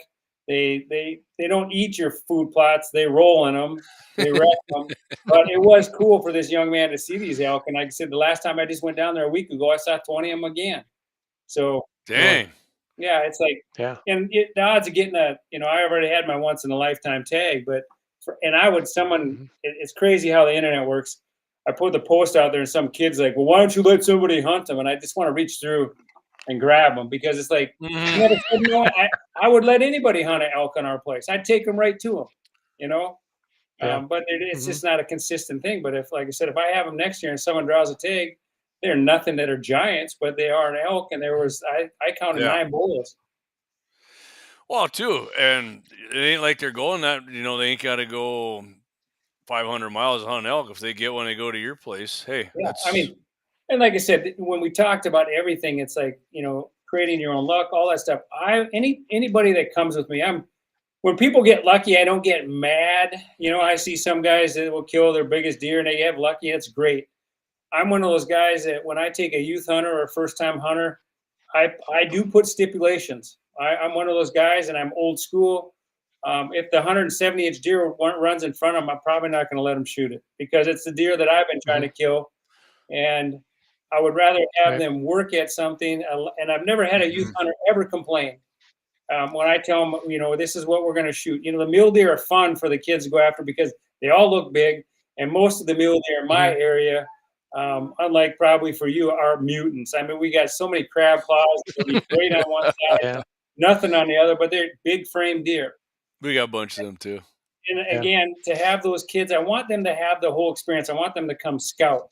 I want them to have to clean the animal. I want them to have to cut it up. I want them to have a dinner at the cabin with the Mhm. guys while they're drinking a beer. I want that whole thing because I've seen too many kids that go out with their families. And anybody that's listening, if you have a kid and they come hunting at my place and they pull their phone out at the end of the night and they stick their head in it, I'm going to come unglued because you can check your phone, but please, it's like I want them to enjoy that experience. And it's like Yeah, so don't many, just sit on it until somebody goes, "Hey, here yeah, comes a deer," and then put it down and right. yeah. There's so many kids that Mhm. will give their kid a phone or a tablet and say, just sit here and look at that. And I'm like, you're missing everything that's going on. And I think in our society, we've created where we feel that if we don't, and I hear people say it all the time, well, my kid, if I don't show him deer, and I hear that excuse about baiting, and I know nothing against baiting. You're going to get a better shot. But again, Yep. kids Mhm. also have to understand that every time dad goes out, I don't a lot of times don't see anything. A lot of times I don't get a shot, and I feel like Right. we give everything to kids so fast nowadays. And I'm a Oh parent, yeah. and I was like, my daughter shot her a spike, then she shot a fork, and then a 60, and then a 90-inch, and then she said, "Could I wait for a Pope and Young?" And I said, "Sure." I said, "Just understand, you're going to wait." And I don't think she shot a deer for a couple years. So with everything I want, whether it's a first time hunter, young or old, I just want them to have that whole experience. And I feel bad sometimes when I'll stop a guy on the road and they're driving around. I go, "What are you doing?" He goes, "Well, I'm just looking for a deer for my daughter to shoot." I'm like, "Well, where are you hunting?" "Well, we're just driving." And I'm like, to me, that's just, I feel Yeah. sad. And that's when I say, "Come on, if you don't mind shooting a doe, I'll take you where to sit and have you shoot them." But again, I want them to have that experience because I think that experience hooks the kid. That's where I differ with the Mhm. game and fish about giving a buck tag out. I don't think you need to give a kid Yeah. a buck Yeah. tag to get Right. him. I think you need to give him the experience, and that's what it's about. Because I think the experience is going to be more enjoyable, and you're going to get hooked on hunting more if you do everything to enjoy it, and just going out and shooting your first big buck, and that's the last buck you shoot. Yep. I agree, John. I don't agree with the buck tags on the youth seasons. If they have not, the buck tags can be during the regular general season for I, that, and if they can work with the others and do that. I truly believe that. I've always believed that. Yes, we took advantage of it with our kids. I mean, we are going to. I mean, we're I, not stupid, but um, I think but my boys are out there working at Yeah, it. I think especially with the numbers and people argue with me and they say I'm selfish, and I am selfish. You know what? I work hard and I want to hunt and I want to Yeah. have an opportunity, but I take a lot of youth hunters. I mean, again, I get hammered sometimes on Facebook, and I'll call guys out on it and tell them what do you know about me? How many people have I taken? How many veterans? How many kids have I taken on their first turkey hunt? Yep. That kind of thing, because I spend a lot of time doing it, and I think that we could have a youth tag. So if when you turn 14, you will automatically get a buck tag, but it's only a buck tag during the regular season. If you want to use it beforehand, you can use it for a doe. And no one can say, well, Mhm. the Game and Fish doesn't look at a lot of that stuff with youth because they don't know how many youth people are going to put in for youth. So it's kind of just that Mhm. number that's a ballpark figure. But what would be wrong? So what if it's cold out? I can Yeah. remember it was 0 degrees out, and I guarantee you, I didn't have Sitka gear, first light. I had blue jeans on Yeah. and a flannel shirt with white long johns on and some Yeah. leather boots on, and we were able to do it. So I sometimes Yeah. think that we feel that kids aren't as tough as they really are and resilient. And I think we could do some of these changes and make things better for them. I kind of go back to old school. I still got the white long johns, to be honest with you. Nothing wrong with that, man. Nothing wrong with that. They work great too. I went to the colored ones after I got so old, and I do a lot of starting. Oh, yeah, yep, yeah. That's and then the red flannel, right? The red and the black. Yeah, I had those when I Oh, was a yeah, kid yeah. with the drop away drawers. My dad still Yeah, has with that. the union suit, the union Yep, suit proud there. as a Yeah. peacock watching like the Sackets and stuff when I saw those guys wearing them back in the day. Oh, sure. Yeah, there you go. Oh, so That's what do it. you what do you use for a bow then, John? What's your bow? I seen My you had the bow- Hoyt cap hat on, but Yep, this year I went back to the Carbon R. It's the RX8, and again I keep saying it. I don't know how they improve bows, but this bow to me is the quietest bow Hoyt has ever made, and which I'm a firm believer in quiet. It doesn't make a difference if you shoot 300 feet per second. If it's not quiet, that's what Mhm. gives you away. And nowadays these bows are all they're all. I give Wayne a bad time about shooting a Matthews, and it's fun, and people will get mad at me sometimes. I make fun of guys with longbows. I said, yeah, I can hear all the longbow shooters. They go, what do you mean? I said, I can hear the arrows bouncing off the wall. And they get mad at me. Like, you know what? This is all fun. We all do the same thing. yeah, you got to do a little ribbon. Right. You got to do a little bit of ribbing. So we give each other a bad time, and we have contests at the kids' shoots, and when we do these camps. And I said, if I can't do this, I'll wear a Matthews hat. And I lost, and I had to wear a Matthews hat during the day. And I just said no pictures were allowed. I'm shooting my Hoyt, and I really like it. I got the new one, and like I said, I switched to a thumb release. What's And that mean? I don't know what a thumb release so is. when the old trigger is where when you draw back Yep. and you just pull your trigger. That I know. Yep. And I went through, which was funny because I've never ever had it. I've been bow hunting since I was 26 years old, shooting a bow since I was a kid, and I'd seen guys talk about target panic, and I had no idea what it was, but it was the most miserable thing that you could ever go through. Mentally, your brain shuts down. I heard about the gymnastic kids, these like Olympic stars. Well, they'll start doing a flip in the air, and their brain shuts off, and they don't know what to do, and they almost kill themselves because they forget what they're doing. And it's the same thing with target panic. You forget what you're doing, and I was jerking and squeezing and missing the trigger. I mean, I missed a target. I've never done it on an animal that I know of, but when I was shooting at 20 yards, I'd miss a whole 3D target. And it was so bad that I didn't even want to shoot my bow. I hated Wow. it. And then I took a course from what's his name, Joel Turner, for $200, and it's pretty simple when you think about shooting. And he taught me a few things, and then I decided to try a thumb release, and it's easier for me to use a little bit because they say when you shoot, whether it's your finger, and Zach Camera is awesome to talk to up at Shields.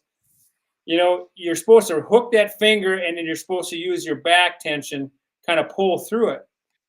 And it seemed like it was easier for me to get that. So he's saying pull through with your elbow to pull the Yep, trigger instead of just your finger? Yeah, your shoulders. Because if you take a release, give me 2 seconds here. Yeah, for sure. Yeah, Jamie, it's a back tension where you're tightening up your back and you're letting your back kind of flex, Okay. or then your thumb is pulling on that, and that's kind of the trick So behind it. the way this works is, and this isn't, they make back tension releases, they make hinge releases that are crazy, but this one, it's thumb operated. So if I pull Okay, on I that heard it break thumb, right there. Yeah. you can hear it. Yep. So, but it's pretty amazing when you put your thumb around like that, and you don't have to pull hardly at all, and it breaks. So that's what you're doing is you got your string in there, and so you're here, and when your thumb is around there, if you just pull back a little bit, it breaks because they say it needs to be a surprise, which always bothered me because I don't like my gun going off on a surprise. I agree with. Yeah. But once you start doing it, it seems like it's the best of both worlds. I know my thumb's on there. I'm squeezing my thumb a little bit. I'm pulling back, and it just seems like you get a cleaner shot. And Yep. I know that my shooting has increased.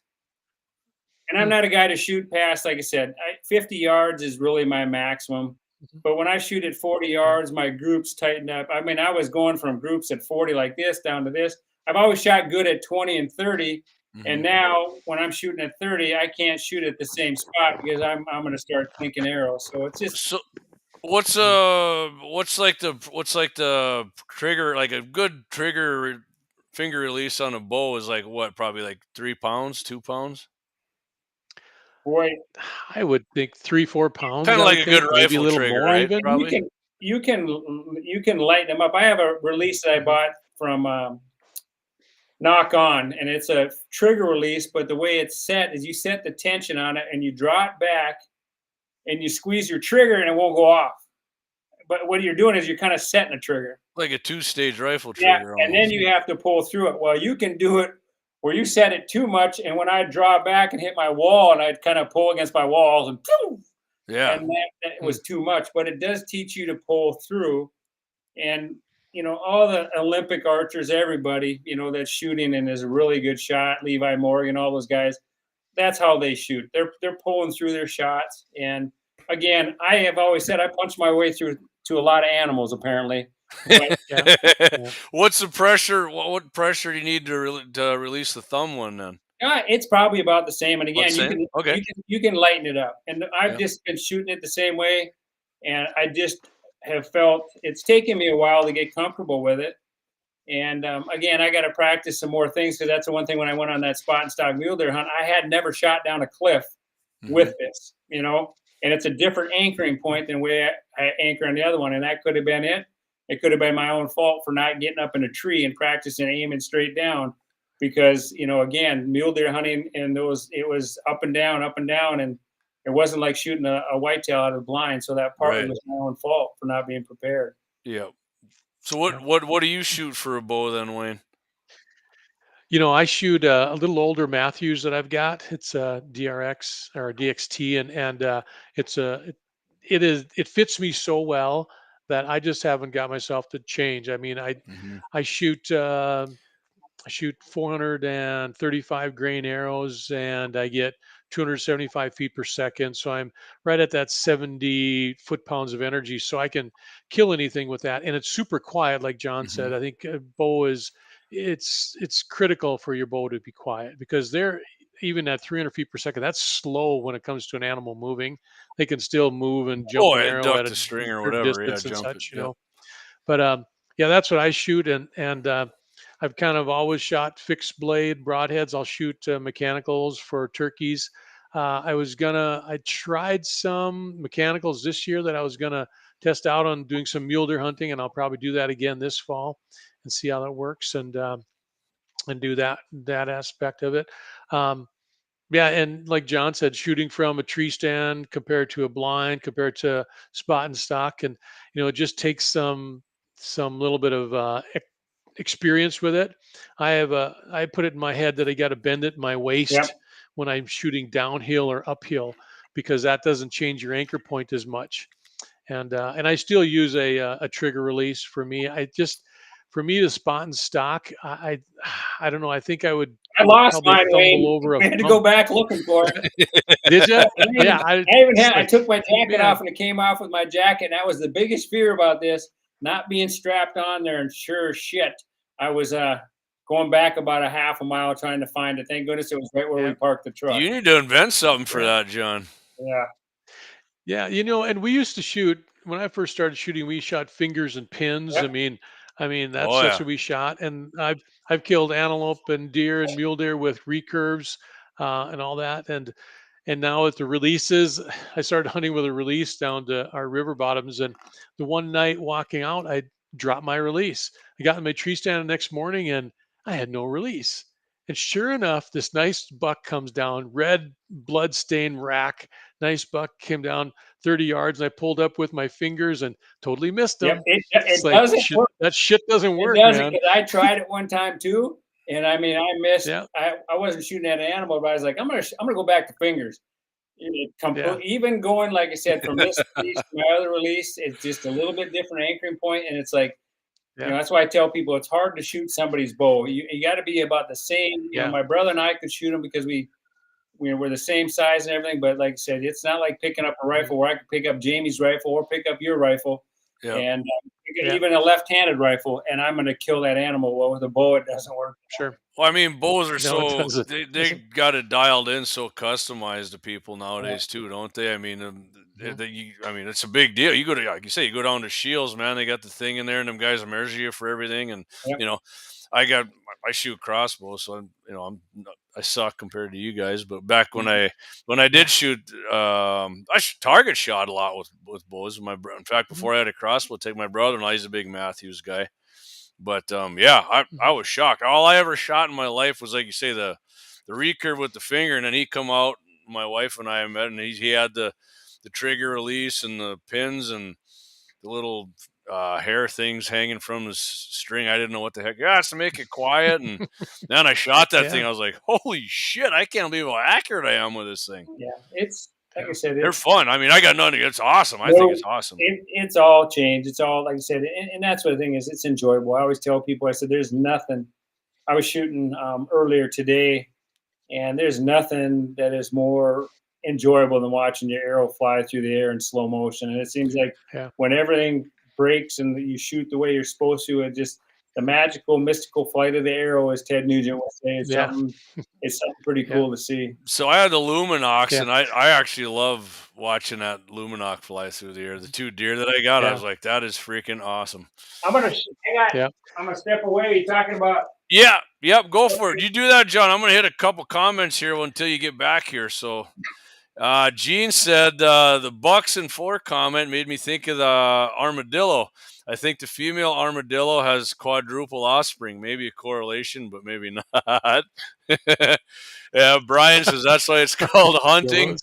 Shooting happens at the range on the bench. That's right, Brian. I said that same thing many times. Josh Patterson said, my boy loves to sit on a hill and glass. He also loves to walk and look for deer. Me too. He shot a spike with his Mhm. rifle youth tag during a regular season this past year. Then he got lucky enough to take an 8-point with his bow, which was his first archery deer. He enjoys being outdoors and enjoys hunting. That's awesome, man. And he said right here, his Mhm. boy switched to a thumb release. He loves it. Likes it way more than a wrist release. All Yeah. right. All right. Yeah. So, and here's how far we've came with hunting, at least for me anyway. When I first started bow hunting, we still had Kmart in Bismarck, and so I went to Kmart to buy, because we had no sporting goods stores. So I went to Kmart to buy my first bow, and they had the bear whitetail. It had the Got one. four cables. Yeah, I got it. So here I buy this bow and I bring it home and I'm getting it set up and I pick it up out of the box and it's left-handed. It's like, Oh no. what the hell? I didn't know what the hell I was doing. So I took it back and got a right-handed bow, got it set up. And that year, I believe I killed a 5-point whitetail buck, which is the luckiest thing ever I have done. I have no idea how I did it, but Perfect. yeah, that was started with a whitetail hunter, Yep. like a lot of guys I do. Now have you got a that. mule deer hunter. Yeah, that was my first Yeah. bow I got from Sioux Sporting Goods. I didn't know how much I'd enjoy, bow hunting, so I bought that, and that was when I was 26 years old. Had 2 pins because it's as far as I could shoot was 40 yards. My target Yeah. was a Tide detergent box full of sand. I was shooting thunderheads, and my first deer I shot ended up being like a 132-inch Pope and Young, and I was Ooh. walking out to my tree stand, and I stepped in a hole, and I twisted my ankle, and I couldn't go any further. So I sat down by a fence post, and he came by me at 40 yards, and I mean, Oh I my had, God. Oh I my had God. no right to be shooting at him. And I smoked him, and Greg Loop Tech came out and helped me find him the next day, and I was like, I Hmm. was hooked on bow hunting then.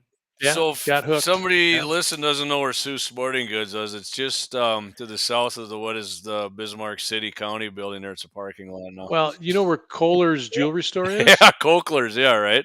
Kochler's it is? Yep. Kochler's? It was right next Right. door to there, right to the And west, that, yeah. back bet. then when I was a kid, there was Shields was a hardware store or an Arrowhead, Yeah. and that didn't come till Arrowhead later. Plaza. Yeah. And then, Mhm. we would go to Sioux Sporting Goods, and I can remember the guys that worked there, big Vince worked. Yeah.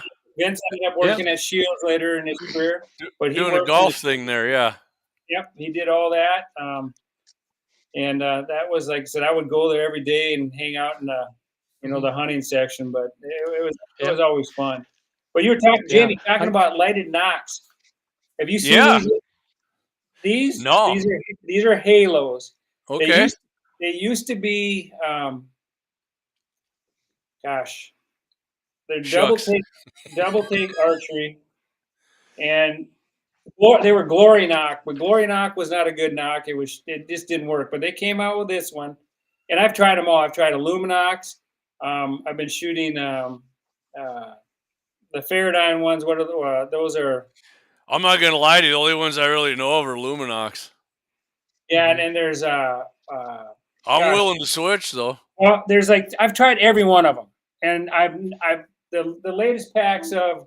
I like the green ones. I can see them better. Yep, and the nocturnals. So I've shot nocturnals for the last 5 years. Had good luck with them, but it seems like the quality. I'll buy 2 packs and only half of them work. But the cool thing about this one, so it goes off. It's a plunger. So watch this. I'll stick it on my ring, and it goes off. Okay. So now, if I want to, instead of having one of those, bring it up higher. I can't see what you're doing. A little higher. There you go. Okay. Goofy little tools. I just put there's a little button on there. Okay. Bring it up higher. Lift it up there. Whoops, right there. There you go. Right there. There's a little button in there, so that goes off. I can do it this way. So when it goes off, now if you want to shut it off, all you gotta do is touch that little button and kind of push in. Yeah. It goes off. No tool. And I've been shooting these for now like 3 weeks, 4 weeks. I had one break, but I don't know if I hit it or what happened, or if it was the one that was really tight going in one of my arrows was tight, and I used a knock tool and I turned on it. So I don't know if that screwed up the integrity, but I just like that there's and they're not a sponsor of mine or anything like that. I'm just one of those guys. If I find something good, I like to share it. And what brand is that again? It's called Halo Knock. Halo. And the nice thing, Wayne, you'll appreciate this, is that I took it down to camera and I forgot I had it on my arrow. And I'm not a bow guru. I know how to shoot it and I can tune it a little bit, but I take it to camera. He got it all set up and I said, just tune it with my arrow I have in there. And he sent me a text and he goes, "What knock is that?" He goes, "I just tuned your bow with that knock on." And he goes, "It's got the same," he goes, it's so close to an X knock. Because that's one of the problems with a lot of these knocks is that they're bigger, heavier. Right. This one's a little heavier, but the specs, like going on your string and stuff, Cameron said it was the best one that he's ever had going on his string and off of his string. So if I can impress Cameron, I was, and then sure enough, like 2 weeks later, they're on their shelf in there, and they put them on their program. I talked to Scott Winkles before he retired, and he said that they put them on their program and probably going to be their number one knock now, just because they've been shooting them for a couple years and they really like them. And I talked to the guy that makes them just out of curiosity, wanted to know, some of the stuff about them. And because I remember the name Double Take, and he said it was Glory Knock, but they did a bad job, with that knock. They redid everything, and he's even redoing it because he said, I just want it to be perfect, because he said he's had a couple failures and he doesn't like to have even a couple. Sure. But I just like the simplicity of it. And like I said, shooting knocks, lighted knocks, I buy enough so that I can shoot them on all my practice arrows. Yeah, I do the same thing. Yeah. I'm old, I like to see my arrow fly. Well, I like how easy you turned it off, because I think it's the Luminox. I got that hole in the side, and you got to stick your knife in there and pop that sucker back. Yep, that's the nocturnal ones that I just showed you. These and like I said, they're good knocks, but they're just bigger. I don't know if I think they weigh a little bit more, but again, they're all good to shoot, but they're all about the same price. It's just like I said, I like to try something new, and I do like the idea. This one's a multi-fit, so they make a micro diameter that goes in some of the small, I think the 4 millimeters. This one's got the sleeves that will go into, most of the .204s, the .233s, the 244s, 246. So it's an X knock, H knock, S knock, and a GT knock. So they cover the kind of the gamut without having to buy a bunch of different knocks. And so they're about the same weight as the other knock or so that you're not I, changing your front of center and such on that. I wanted to say that they're all going to be heavier because they got the battery in them stuff, but I don't think they were, from what Cameron was saying, just these specs on them were way closer to like an X knock, because that's what I shoot is an X knock, and these just automatically go into the X knock shaft, which there's on this one, there's no insert or anything like that. Good. Yeah. But like I said, I like bow hunters, we try everything. It's like, if it says it's going to do this, I believe it, and I'm going to buy it. I say, I'll buy anything once, Right. You gotta try it. Well, I mean, that sounds like, do they make them for crossbows too, or am I left out in the dark there with these guys? No, I'm super lightweight. I would think so. Required. I thought they did. I thought it was like they were made where you can use them on crossbows. I'll double check for you. Yeah. So we're gonna have to have you guys back on later this year, John, because I remember when Clay and I had you on talking bow hunting numbers of crossbows. I did see a few articles where they are up in the harvest big time with the crossbows. Yeah, I think that when we talked about it before, I'm not even so worried about the harvest. It is, but the number of guys and what they've seen, like in Kansas and places like that, is that once they make crossbows, it just adds more hunters. And if we add more hunters, then you got less chances to draw. Yeah, you know what my feeling was, but after I read a few things, it actually kind of turned me back to away from the way I was thinking. Yeah, back towards the more. It's one of those deals that I have nothing against. I think that one of the biggest tragedies is Scott. Scott Lang is 75 years old, 76 years old. He's bow hunted his whole life. They would not give him a crossbow permit. I mean, that's ridiculous. The doctor gave it to him, but the Game and Fish turned him down and said, well, there's nothing wrong with your shoulders. He's like, I'm 75 years old. I can barely pull my bow back. I can't walk anymore. I gotta drive around on a scooter. They go, well, that doesn't qualify. And I would like to see a law change that if you're 75 years old, you should be grandfathered into a crossbow. It's not like a guy that's 75 years old who has never used a crossbow is going to go buy one and buy a tag. And I just feel bad for some of these guys. And it's no different. If you got I've got bad shoulders, but I've been able to keep my shoulders in good enough shape that I can still draw a bow. But for someone that can't draw a bow back, Jason did it that one year. He had such bad arthritis in his arms and stuff like that. When he went to Wyoming, you can use one legally. Yeah. And I don't think it was any less fun for him to shoot it with his crossbow. He got to hunt. So I see both sides of it. Yeah. Do you guys feel that once you get to a crossbow level, the success rate of a crossbow is going to make a difference in how many tags are going to be put out for archery tags? Because right now it's just across the board. Anybody can get them. And, as a management tool, will the Game and Fish Department say, you know what, your success rate's too high. We got to cut you back on tags, or we got to make a separate season for it, or whatever. What do you foresee going down the road? Go ahead, John.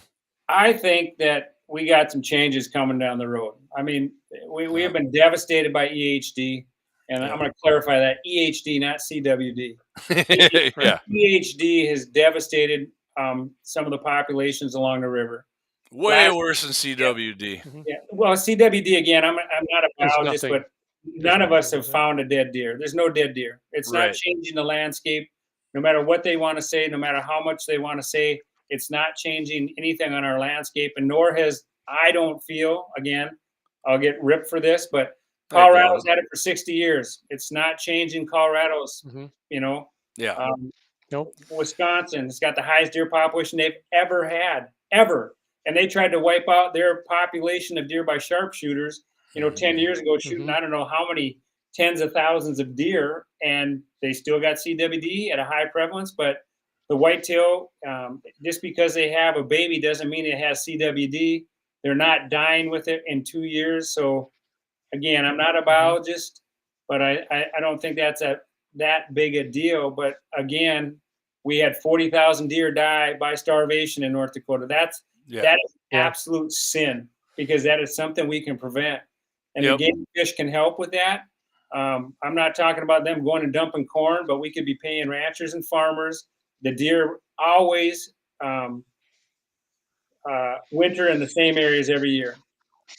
Yeah.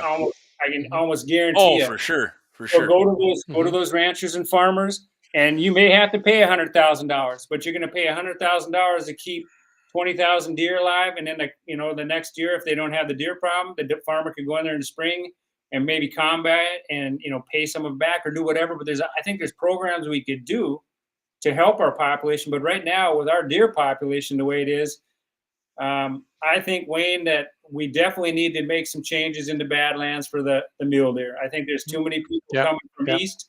I think there's too many people coming. I'm not going to blame it on out of staters, because we don't have that many out of Hmm. staters, even though guys want to blame it on them. But if we Hmm. lost 40,000 deer out east, That's fun to bitch about them guys right? coming in here, but Yeah, the majority of the deer died east, I would say, Yeah. just because of cover. At our ranch, we didn't lose that many because we had hills and coulees and all that stuff. I So mean, that those makes a people, difference for yeah, sure. those people are going Yeah. to come west. So I think there's going to have to be a change there. And I think, Yeah. Wayne, that the biggest fear for you and I and all of us is that one tag system. Yeah, it is. It is. And we have to realize if we lose We'll get it back. the two tag system, you will never get it Yeah, back. We have to be very, very adamant about keeping our two tag yeah, system. Whether guys don't want to bow hunt or they do. I mean, let's keep that two tag and let's make it that option for right. people. And being on this committee from the Game and Fish Department, we have our next meeting coming up this next month, and I'm still going through this survey and nitpicking it and bringing up my comments of which direction I think we should go, and bringing up suggestions. And there's the Badlands, and there's just the whole bow hunting in general. It's the hunting pressure in general in certain Oh areas, yeah. and I just think that there has to be so much more landowner, hunter, game and fish department relationships Huge. built, so much more than they have right now, and they got to continue to build it, because to get where we need to be, we need the landowners, we need hunters working Yeah. together. I honestly feel right now, this is just a personal, and you can both chime in on this. I think the relationship between the landowners and the game and fish, and just in general, the whole attitude towards the game and fish right now is probably at its lowest it's ever been. Yeah. Oh, I agree. It is. I mean, everybody I know barks about them. And again, I'm here to say that I know their job is extremely difficult. Right. I'm not Yeah. bashing them, but I think that there's things that we could do better. And I always tell people, I said, I feel that they work for me. I think they work for you. They work for all of us. So if I have a question or a concern, I should be able to bring it up, and it should be somehow addressed. And I think that when we talk about the baiting issue and the one tag, if they'd have gone about it and said, you know what, because of baiting, our success rate is at 60%. So Hmm. our deer numbers are down. If we want to keep a two tag system, we need to get rid of baiting. That would have gone over way better than saying that Yeah. CWD, which I don't think people are going to believe them on. Um, Right. so I Yeah. think that there's just some small things we could do, and it's not just them, it's the hunters too, because we bitch and complain about them and we jump on them, and it's Yeah.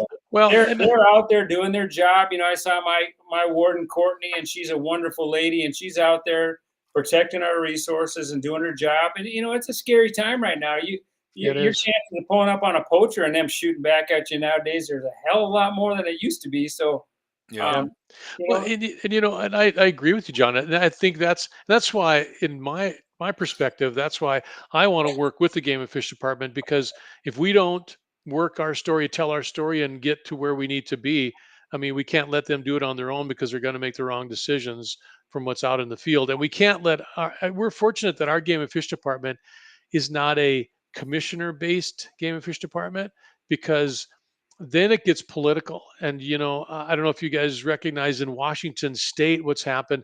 They got a Mhm. liberal governor there, and he appointed Oh yeah. new commissioners. And those commissioners on the game and fish department, their attitudes toward hunting is, we don't want to use hunting as a management tool.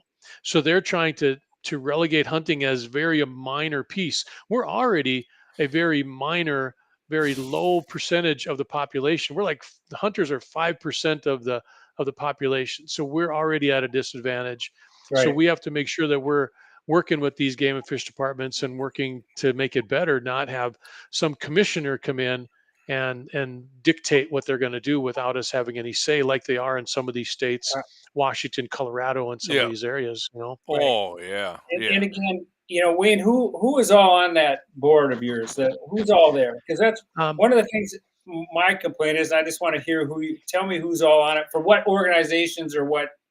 Yeah, Brock Wall from the Backcountry Hunters and Anglers, Daryl Belisle, and actually Steve Gorowski's been filling in for him from the North Dakota Bowners Association, and then a Bo Wisness. He's the advisory board member from out west. He's from the Keene area, and then myself as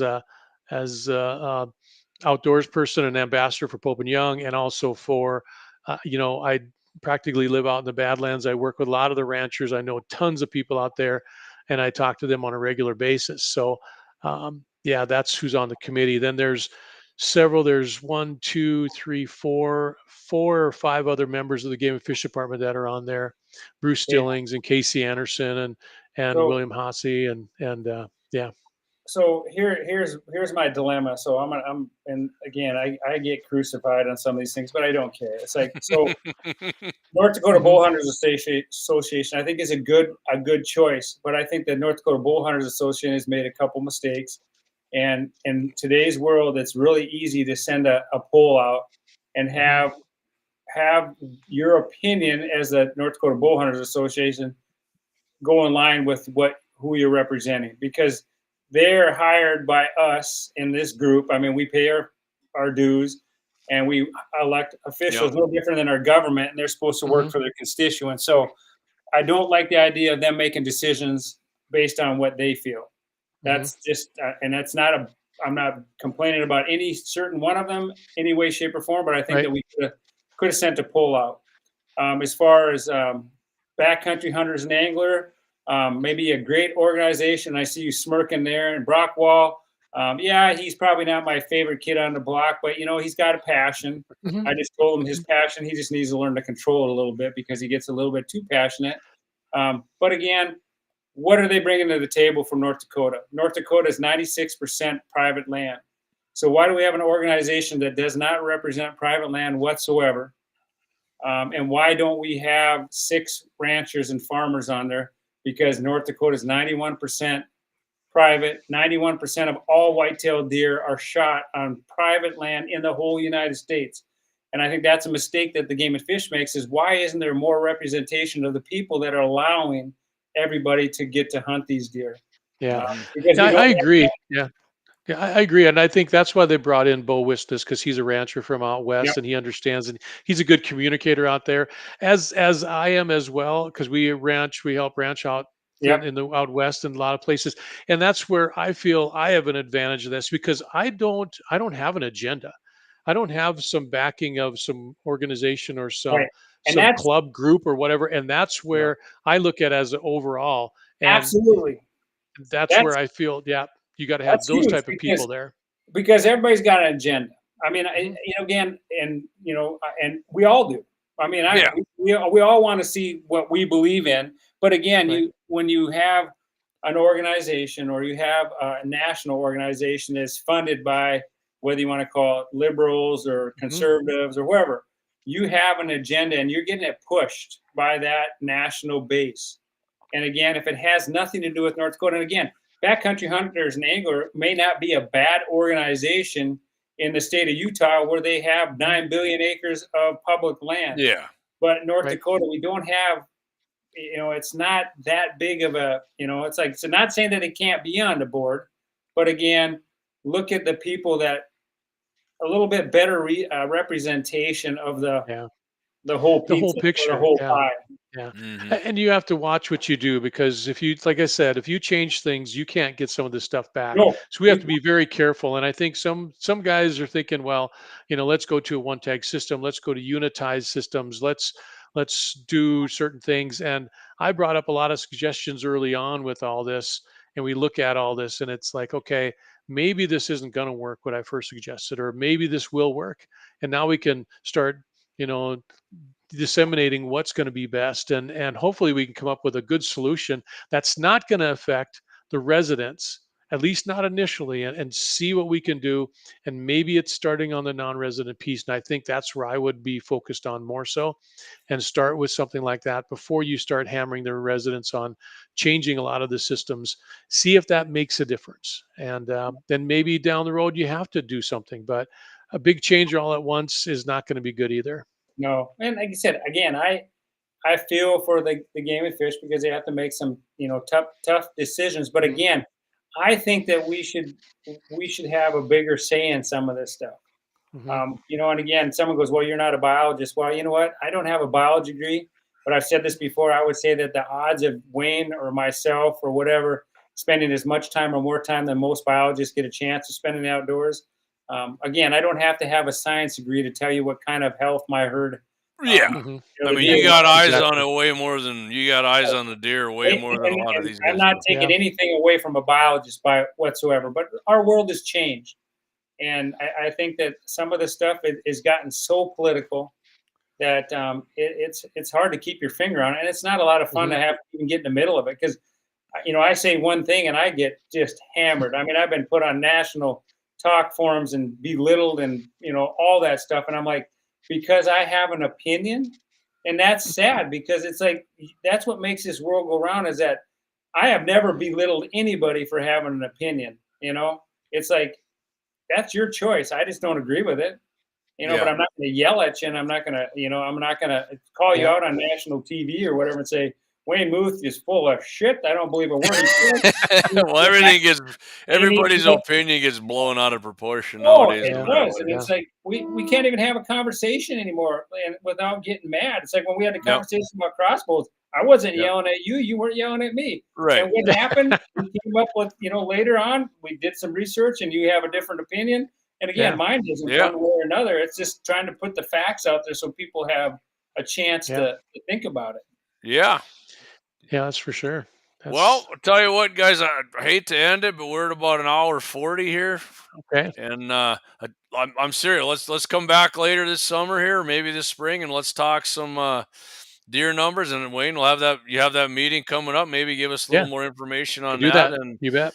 and what we come up with, and I'll bring them articles up, John. We'll talk crossbow numbers and then Yeah.